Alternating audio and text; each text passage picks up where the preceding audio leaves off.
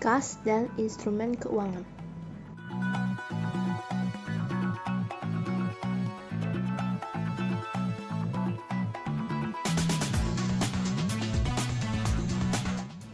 Apa saja jenis kas? Yang pertama, kas umum ialah titik fokus kas bagi sebagian besar organisasi, karena hampir semua penerimaan dan pengeluaran kas mengalir melalui akun.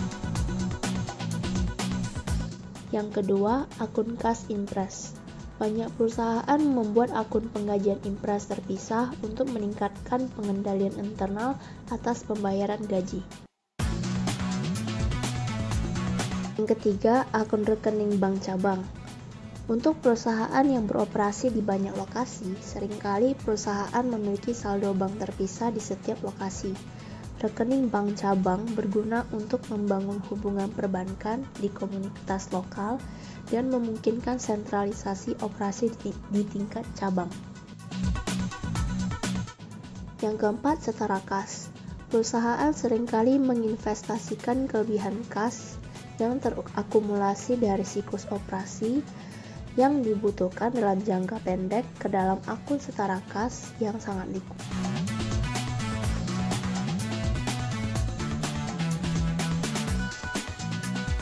Beberapa salah saji berikut yang mungkin tidak ditemukan sebagai bagian dari audit rekonsiliasi bank, melainkan penemuannya harus melalui pengujian pengendalian dan pengujian substantif atas transaksi. Contohnya, kedua salah saji ini dapat ditemukan sebagai bagian dari audit siklus penjualan dan penagihan. Sedangkan untuk ketiga salah saji ini merupakan bagian dari siklus pembelian dan pembayaran. Kemudian, dua salah saji ini termasuk dalam pengujian siklus penggajian dan personalia dan siklus perolehan dan pengembalian modal.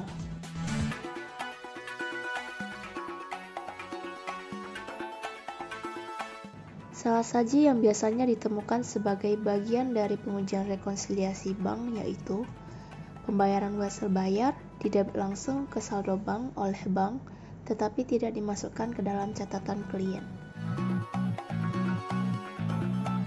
Setoran dicatat sebagai penerimaan kas di akhir tahun, disetor ke bank pada bulan yang sama, dan dimasukkan di rekonsiliasi bank sebagai setoran dalam perjalanan. Kas yang diterima oleh klien setelah tanggal neraca, tetapi dicatat sebagai penerimaan kas pada tahun berjalan. Tidak mencantumkan cek yang belum di-clearing bank, tetapi telah dicatat dalam jurnal pengeluaran kas.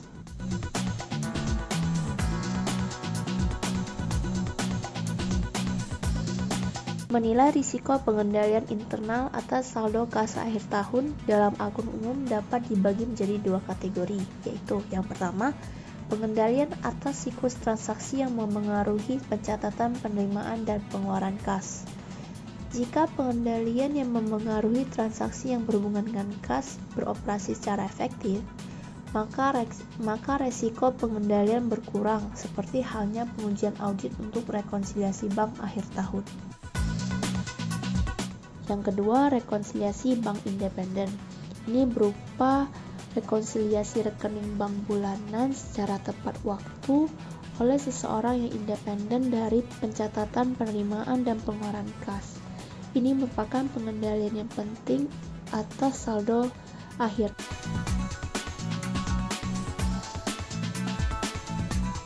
Salah satu bukti audit di siklus ini ialah konfirmasi bank. Konfirmasi bank ialah surat yang diterbitkan oleh bank atas permintaan nasabah untuk kepentingan auditor eksternal. Auditor dalam hal ini mewakili kepentingan nasabah untuk melakukan permintaan terkait data historis transaksi bank.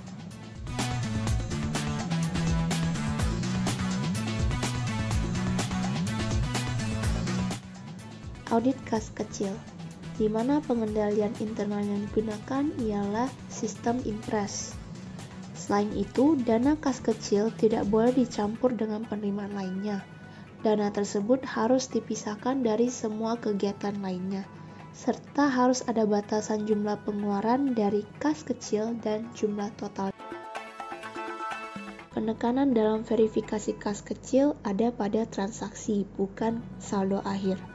Walaupun jumlah dana kas kecil itu kecil, terdapat potensi terjadinya berbagai transaksi yang tidak wajar jika dana tersebut sering diganti.